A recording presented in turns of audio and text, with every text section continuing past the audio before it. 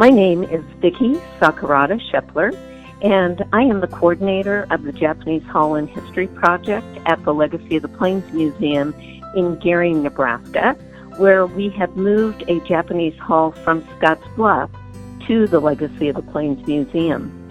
And this hall was actually built in 1928 and had remained a Japanese hall for over 90 years. I was actually born and raised in Nebraska and completed both my undergraduate and graduate degrees in Nebraska.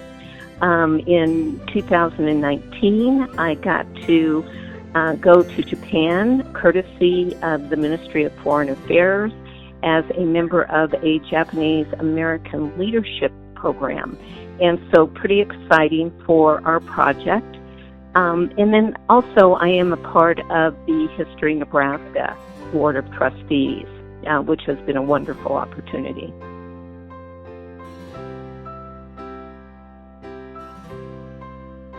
The term Issei is our first generation of immigrants who came from Japan, and Nisei would be our parents that were born here in the United States.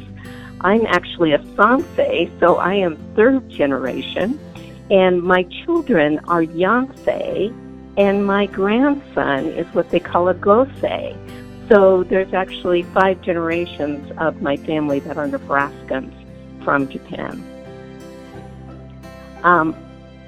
Basically, I got interested in this project because I attended an event at Japanese Hall, and I found out that they were trying to decide what was going to happen to the hall. And I knew that my grandfather had helped to build this hall, and the Nisei, as they were getting older, many of them are in their 90s, they were worried about what would happen, and with many of the Sanseis kind of leaving the area, they were just concerned. And I was driving home, and I thought, I've got to save that hall. So I ended up coming up with this idea and just had the wonderful support of so many people who were encouraging about the project.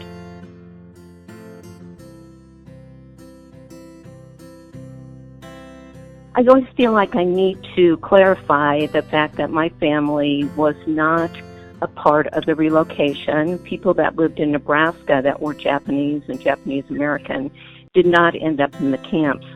But for them, just like for all Americans, the bombing of Pearl Harbor was a pretty terrible time.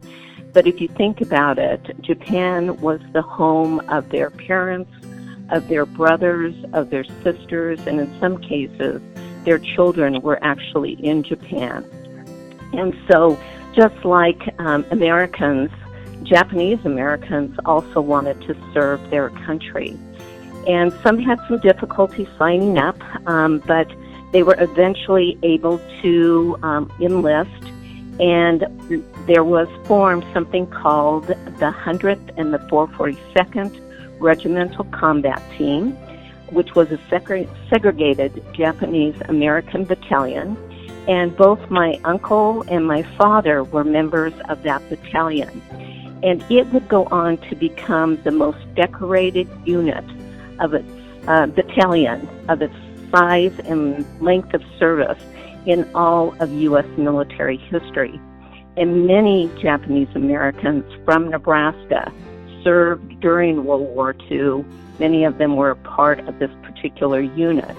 But I'm also very proud of Nebraska because as I have done research regarding World War II, I have found out about so many people who helped people come out of the relocation camps, people such as Father Flanagan at Boys Town, the University of Nebraska, at Lincoln, and just so many more, where there are so many stories to preserve.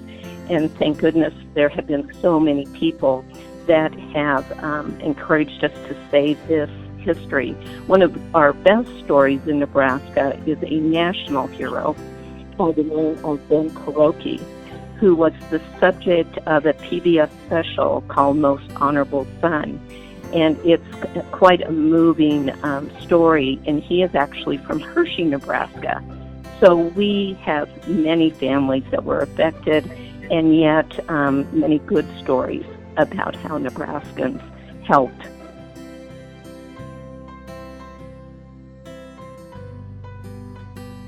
There are so many people that I thank for what they did for Japanese Hall, but there were three primary groups that really cared for the hall. During World War II, the halls were closed, and when they reopened, there were three organizations, one called the Western Nebraska Young Men's Association, which I always have to tease because those young men are very old now. But there was another group called the Friendly Circle, and that was a women's group who started doing a Friendly Circle Bazaar. And if you talk to many people in the Scottsbluff area, they remember that bazaar and the fact that they raised funds to help pay for the expenses of the hall. And then there was a third group called the Onkai, which was really a social group, and many of them belonged to both groups. But they were a group that had a baseball team, bowling team, and just through the years, they really kept the heritage and the stories together.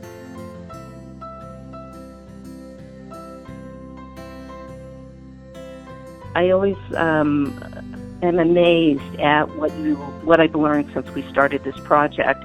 The Consul General of Japan from Chicago came in 2018 to learn about the history. And I just sent out a call to the Japanese American community, and many people brought items. And I also kind of miss saying this, but we have a local historian who I always like to kind of say that she helped preserve many of the stories, by the name of Nick Hara, who put together a book, just a small book on the first generation Issei. So you get those stories, and then you begin to get these different items that are just so touching. So we were able to get things such as these beautiful Buddhist family shrines that came during that time. Someone brought their grandmother's Japanese koto, which is a musical instrument. It's very tall, almost 6 foot.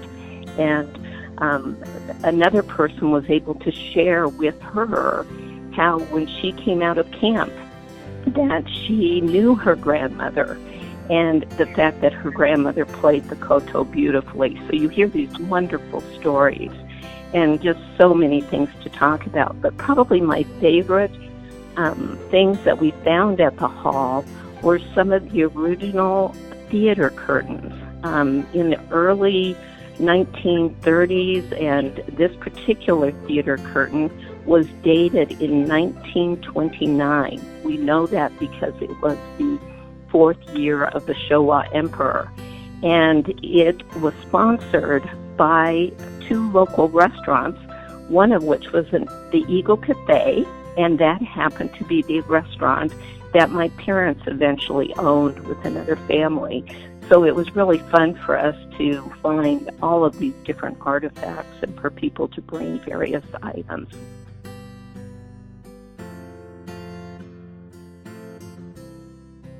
We were just able to move that museum in December of last year, and so it's very recent.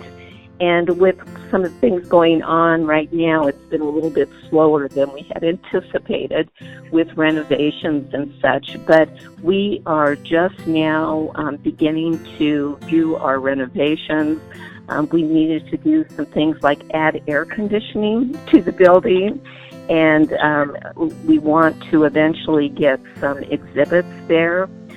So we're slowly making progress. We're also continuing to fundraise so that we can complete our renovations and exhibits. But we've had such wonderful support from everybody. It's really been I'm so grateful to the people who have reached out to us.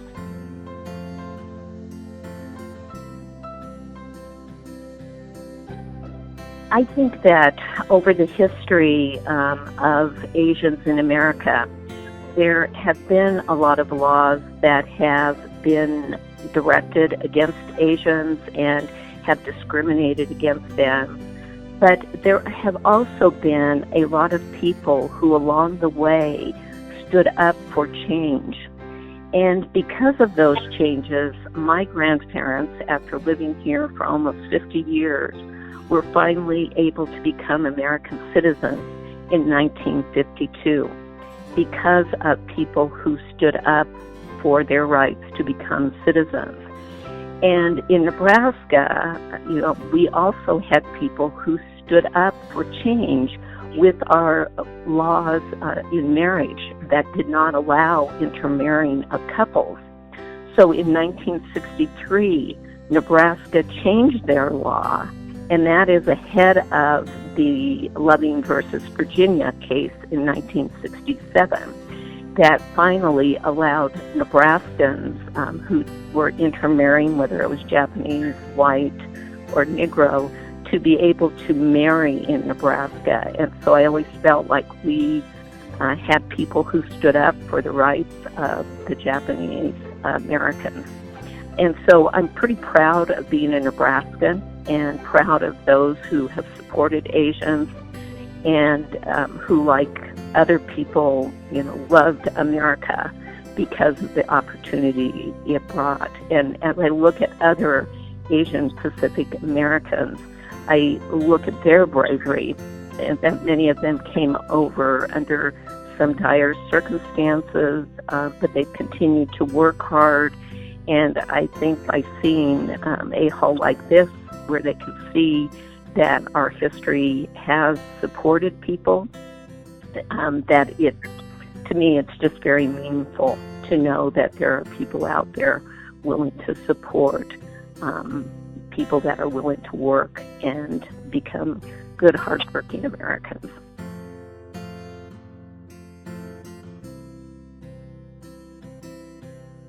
It's so hard to condense all that I've learned and the many, many people who have gathered stories and history about the Japanese, and without their input, I'm just amazed at the stories that have come out and the many areas of the state that it touches, because it's not only Lincoln and Omaha, but Sidney, Nebraska, and Hebron, Nebraska, and so many other areas where the Japanese have been and felt welcomed by the people. So there are so many stories and so many people's histories that we hope we can share with people, and I hope they will take the time and make the trip out to Scottsbluff, Nebraska, and learn about the history of the Japanese and maybe enjoy a lot of the wonderful pioneer sites they have out there. Scottsbluff National Monument and Chimney Rock is going through a huge renovation, and will just be a wonderful place for people to visit in the future. So come on out to Scottsbluff.